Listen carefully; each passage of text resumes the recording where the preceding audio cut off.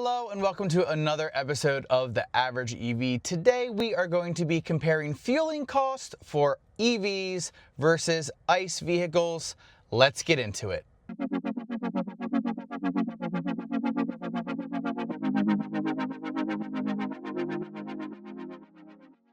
Okay, everybody, so a couple things here off the top. First off, I had been watching a few podcasts and videos and some stuff on Twitter and Threads and Blue Sky, and people are, talking about or comparing, the cost of fueling an EV versus fueling an internal combustion engine vehicle. And I had actually done a video on this like a year or so ago, maybe even 2 years at this point in time, where I took every EV that was available, I did all this math with different prices, and I compared how much it actually cost to fuel an EV versus an ICE vehicle. And at that point in time, I discovered that for the most part, especially with what the prices were in public back then, some of your like more efficient vehicles or moderately efficient vehicles were either a little bit cheaper or comparable to ICE vehicles when charging out in public. But when you charge it at home, where utility rates are lower than the cost of the per kilowatt hour cost for charging out in public, obviously EVs are cheaper no matter what. So that probably came as no surprise to anyone. So I wanted to do basically a little bit of an update video on that. I adjusted some prices. I added as many of the new vehicles as possible. I picked, like, for the most part, most of the top selling vehicles. I didn't include the Mustang Mach-E. I'm sorry, Mach-E owners. I was just putting together some ones that I was kind of interested in. I thought some of my viewers would be interested in.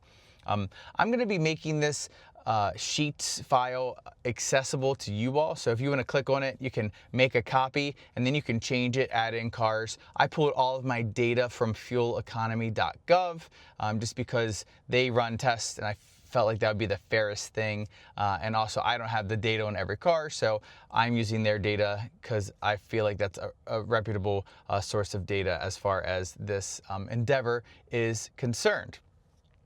So what I want to do is kind of show you the charts and then kind of explain what I found.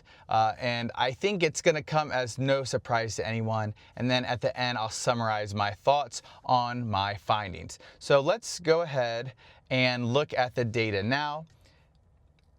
So here we have all the EVs I chose, and I could have added more, like I said, but this is what I chose. The Model 3, Ioniq 6, Model Y, Kona, ID4, Ioniq 5, Equinox, EV, EV9, the Rivian R1T and R1S dual motor large pack. They had the exact same efficiency, so I just made them the same. And then Ford F-150 Lightning and Chevy Silverado EV. So those are all the ones I chose. And just to explain the chart, here I have the range for the vehicle. I have the kilowatt hour per 100 miles. So that's kind of a figure that the EPA likes to cite on the fueleconomy.gov website. Then here we have essentially the cost per mile for 100 miles. So, and I have them at different rates. So here you'll see it's 18 cents. That's my home electricity rate. Then I have 22 cents, which is like the lowest I've ever seen Tesla. Actually, I may have seen it like 18 cents once, but usually nowadays, at least around me, I'll see 22 cents. 36 cents, that used to be the old member rate for Electrify America, so I left that in there. 42 cents, 48 cents, 56 cents, and then 64 cents. So 56 is the non-member Electrify America rate. 64 is the non-member in some states. I think people have seen higher. 42, and that's why I highlighted it green, is the Electrify America with a membership. And then the 18 cents I also highlighted green just to make it easy to see things. So there is that. If you want to look at that table, you can pause the screen and look at it, or you can pull up the document online as well. Then I made a table here with all the ICE cars. I basically tried to pick the equivalent versions of cars for the most part. So the Elantra, Tucson, and a couple variations. I also had the Elantra hybrid, the Santa Fe and the Santa Fe hybrid, the regular Kona, the regular Tucson, the regular Equinox, which shares nothing with my Equinox, but people might be shopping Equinox versus Equinox EV, so I thought I would include that. The Tiguan for the ID4, and then the Ford F-150, both the hybrid variant, which I didn't actually know there was a Ford F-150 hybrid. I found that out today. The Ford F-150, the Palisade, the Telluride, and the Silverado. Again, I could have added more. You're more than welcome to copy this and add whatever you want to it. So then here I just have everything compared. And I guess I should have explained this, and I'll do it now. Just like the electric vehicle for the ICE, I had the range, I had the MPG, that's the combined, and again, this is the EPA MPG. I had the gallons per 100 mile, which again is a figure that the EPA uses and is on their website. And then same thing, it's the cost per 100 mile at different fuel costs. So $2.50, $2.75, $3, and I go up in quarters until I get to $3.50, then I do $3.50 up to $4, and then $4 up to $4.50. So if you would want to figure out maybe $3.75, you would have to do that math on your own, but this just gives everybody a good idea. And the reason I have $2.75 highlighted as green is because with where I've been driving around lately, I've been seeing around $2.75 as the cost of gasoline. So there's that. I also have the fuel tank size. So enough about the structure. I have some really interesting stuff. So you can, if you want to look at all the green boxes, I feel like that's the best way to look at it. And then if you want to pause it or look online to maybe the prices that work for your area a little bit better, you can do that as well. But I'm going to focus on all of the green boxes. So here we can obviously see that the Tesla Model 3 is the cheapest to fuel because it is the one of the most efficient cars on this list, and so is the Ioniq 6. It's exceptionally fuel efficient, and even the Model Y. Now this is the 25 pre-refresh Model Y. They didn't have the information for the new Model Y yet. So if you're someone who's looking at the new Model Y, I don't have that data yet, so I can only use what I have for the most part. I only broke that rule once with the Tucson plug-in hybrid. Anyways, and then you go down and you see other vehicles, and then the most inefficient EV was the Silverado EV, which comes as no surprise to anybody at 50 kilowatt hours per 100 mile, and is almost double the price to fuel compared to the Tesla Model 3 long range. Not even almost, it is exactly double.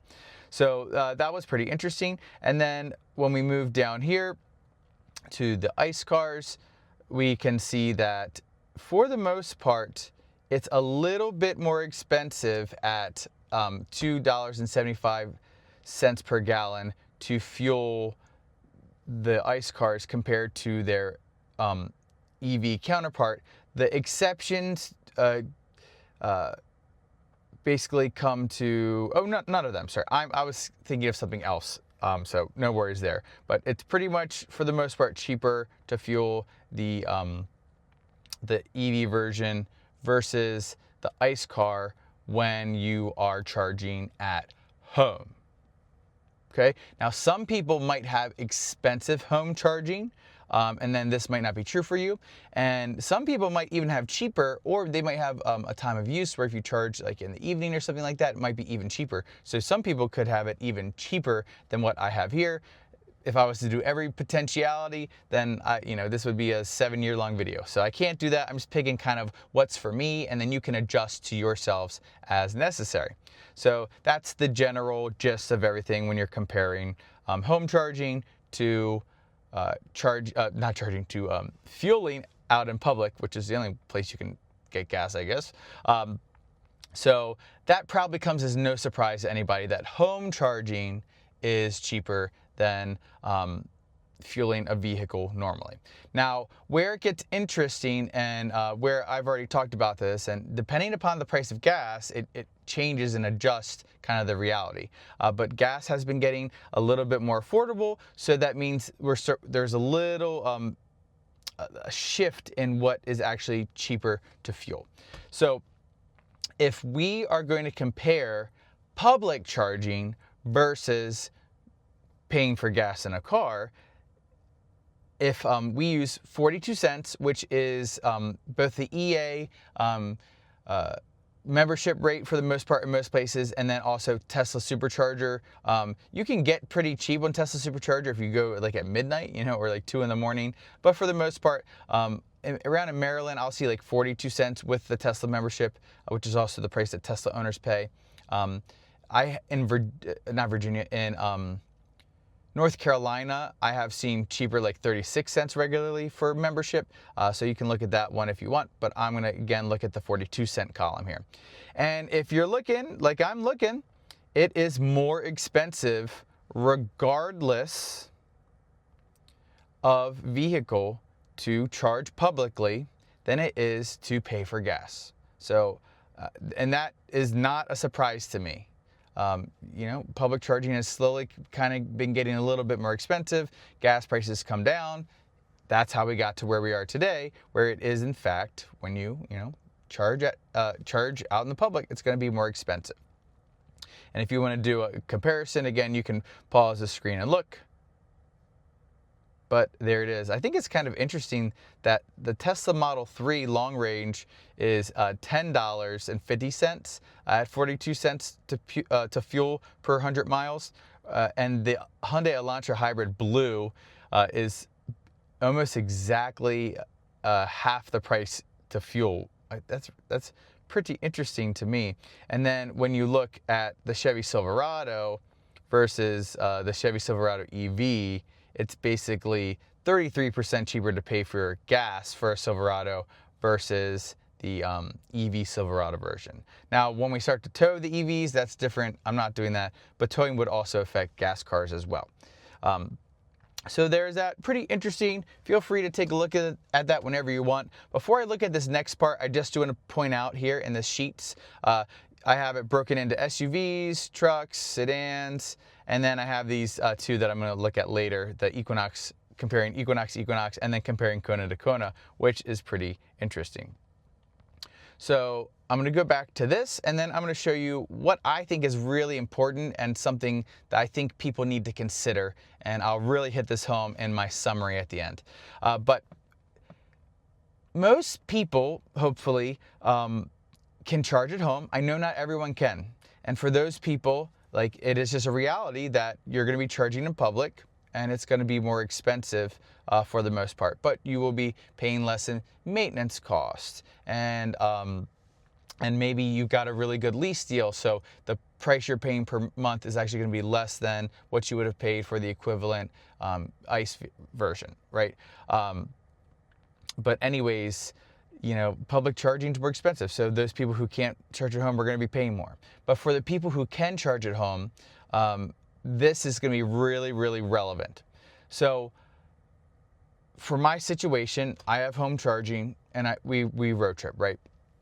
But most of my charging's done at home, not on road trips. Now, obviously, because of my YouTube channel, I road trip more than your average bear, and that's okay.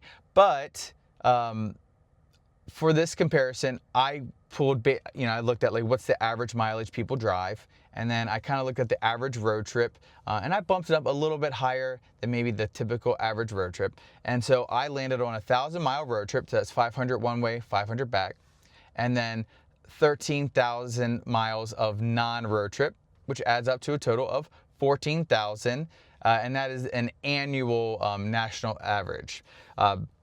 And so basically what I did was I did the cost for a 1,000-mile road trip and 13,000, and it kind of turned out the way I thought it was going to turn out. So when you look here, and let's just do the Elantra Hybrid, because we knew when you pay for gas for that, it's way cheaper than the Tesla charging out in public. So here we can see we've got the Tesla. To go 1,000 miles is going to cost $105. Whereas with the Hyundai Elantra Hybrid, it's going to be $52.25. Again, about half the cost. But then when we look at the 13,000-mile non-road trip miles, it's $585 to fuel or to charge the Tesla, whereas for the Elantra, it's $679. So it's cheaper to charge at home which is what the non-road trip miles are, charging at home, the Tesla, versus paying for fuel for the Elantra. And when you look at your total 14,000 miles for the year, if you do that 1,000-mile road trip, it's $690 for the Tesla versus $731 for that Hyundai Elantra hybrid, which was pretty efficient when in comparison to other gas vehicles and even to the EVs. So it's cheaper to charge the Tesla in that scenario. So that's cool. That's a really efficient hybrid electric car. Oh, sorry, a hybrid electric vehicle.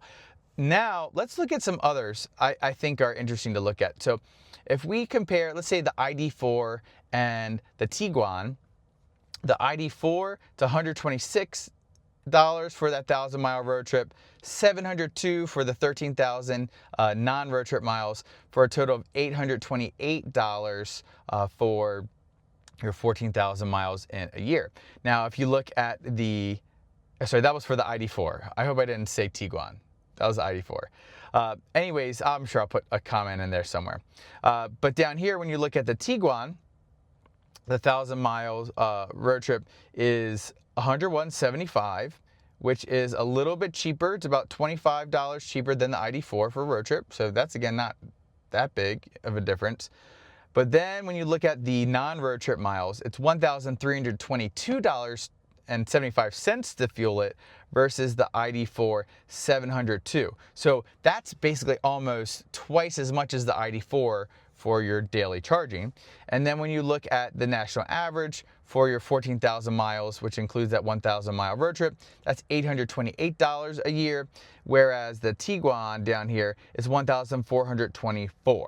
So it's about $600 or so more dollars to fuel a gas car compared to a kind of equivalent vehicle like the ID4. I just think that's really interesting. I think people need to understand that when you charge at home and you only road trip for whatever percentage of your driving, it's just kind of like, yeah, okay, I'm going to pay more on a road trip, but that gets equaled out by how much I'm saving by charging at home.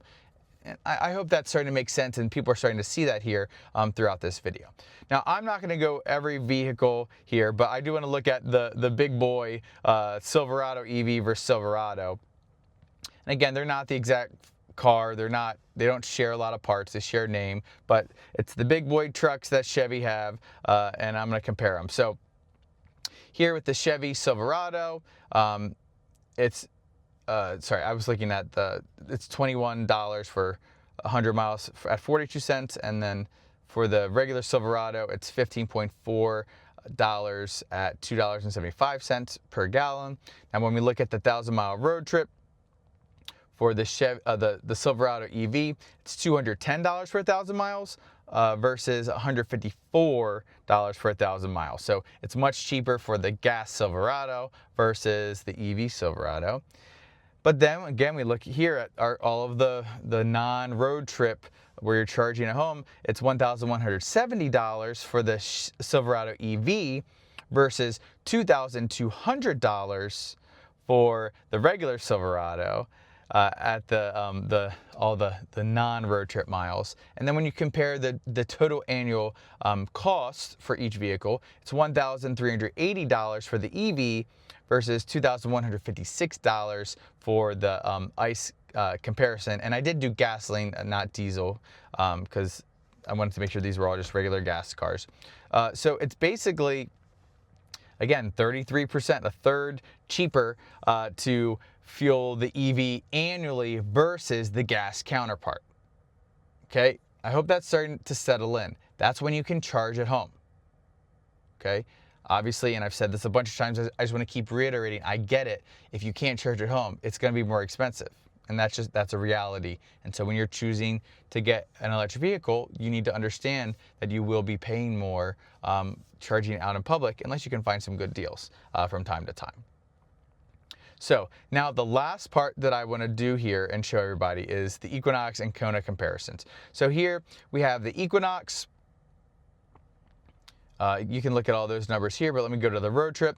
For the Equinox on a road trip, for a 1,000-mile road trip, it's $130.20 versus $101.75 for the regular Equinox.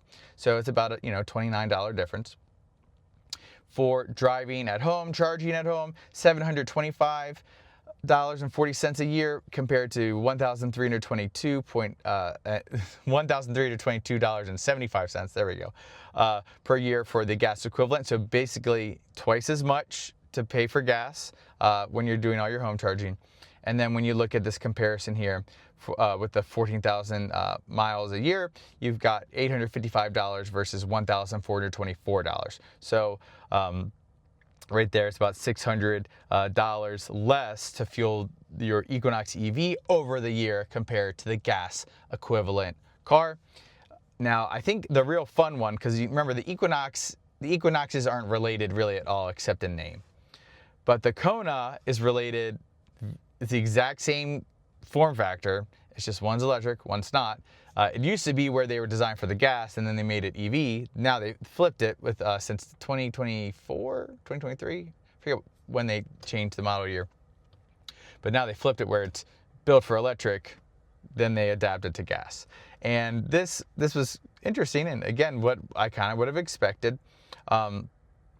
For a 1,000-mile road trip, it's more expensive for the Kona. Now, the Kona is also not the best road tripping vehicle, but you can definitely do it, and it won't be the end of the world. But it was $121.80 for the Kona to travel 1,000 miles versus $88 for the gas Kona. But then you look over here, you got $678.60 for the Kona electric to do for the 13,000 non-road trip miles, versus the gas Kona, which is $1,144. So again, almost double for those non-road trip miles there. And then going Kona to Kona, exact same form car, one's electric, one's not. It is $432 basically more to fuel the gas Kona versus the electric Kona over a year, including that 1,000-mile road trip. So there's all the data. Look at that. Let it soak in. But I don't know about you or what your expectations were when you came into this video, but this is what I was expecting, and this is what I've experienced since I've driven an EV. I know that I'm going to pay less at home. So when I'm on the road trip, it is what it is. I deal with it, and it's okay. It's not the end of the world. It's still going to be cheaper than paying for gas with an equivalent car. That has been my observation. Okay, so before I do my kind of final summary here, I do want to bring up some things I'm sure they're going to be questions and concerns you all have when looking at this data. First off, every driving scenario is completely different. How people drive the vehicle is different. Climate's different. Every car is different. So how much you actually pay is going to vary, right? It's not going to be exactly the same as this chart. I just took data that is from the EPA that they did with their tests, and I thought that would be the fairest way to compare. That's why I chose that data. So yes, I acknowledge it might be different for you. You might, have an electric car and you drive all city, and so your car's more efficient, so you save way more money than if you've got a gas car. That is 100% true, and I totally agree with you. But I have to draw a line somewhere when I go to make these comparisons. So if you want to adjust the data to whatever your efficiency data is, you can certainly do that, and then you can get your numbers and share it down in the comments. That would be super cool. I just want to kind of head that off at the beginning. And then again, fuel costs are different. Electricity is different in different places. Gas is different in different places. Some people maybe like to put higher quality gas than others. I don't know. So that would change the numbers as well. I get it, but again, I use just some pretty common numbers when it came to the electric charging. So I use my home charging and then different charging I've seen out in public before. And then for gas, I just chose to do 25-cent and 50-cent increments. And then you can kind of read between the columns if you need to, based on whatever gas costs for you. Or if you really want, you can open the sheets up and you can change it to your exact gas and figure it out yourself if you desire.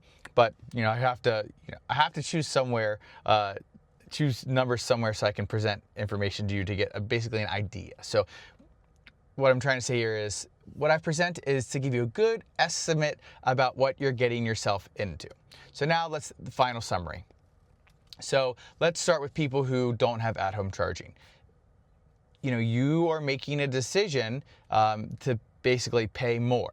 Now, maybe you could advocate to wherever you live, if you live in a multifamily dwelling or if you live in a rental property, to try and get them to put in charging, and that could help reduce your fuel costs. But outside of that, you are probably going to be doing a lot of public charging. Now, does that mean, as when it comes to total cost of ownership, that it is necessarily going to be more expensive for you as someone who can't charge at home compared to a gas car? It really depends on maintenance, and it depends on how much you're actually paying for the car, because maybe you bought it used for a really good deal and it's going to be cheaper with the monthly payment and all that stuff, okay? That certainly could be possible, but if you're just looking at the cost, it's going to be more expensive, and I want to be transparent to everybody so you know that it is going to be more expensive. I don't want people to feel misled or anything like that. That's just the reality.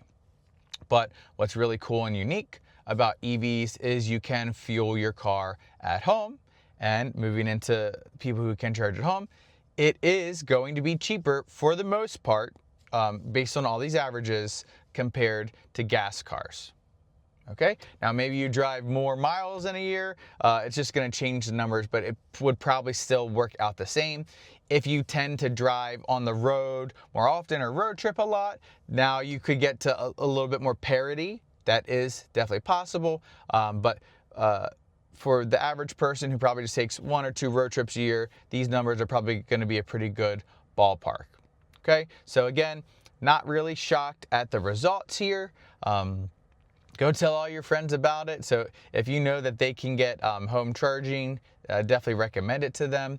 I think this also brings up the point for people who have the ability to get charging infrastructure at home, that even though it's going to be a little bit more upfront cost to get that, the charger and the installation, it will certainly over time pay itself off compared to having a gas car, or certainly compared to going out and charging in public. So yeah, that's what I have to say. I hope you all enjoyed this video. I love doing data like this and putting stuff together and creating a spreadsheet, so I hope you all enjoyed it. I will make this spreadsheet available to you all. The link will be down in the description below. Feel free to make a copy and do whatever you want to it. I'd love to see if people want to come up with data for their car and put it down below, and maybe with their home energy costs and stuff like that. It would be cool to share that so people can see what's going on there. But yeah, super fun. Hope you all enjoyed it. Hope you all can use it to inform your decisions when you're choosing or not choosing to get an electric vehicle. So thanks again for watching. If you haven't already, please remember to give a like, a subscribe, hit the notification bell, and I will catch you all next time.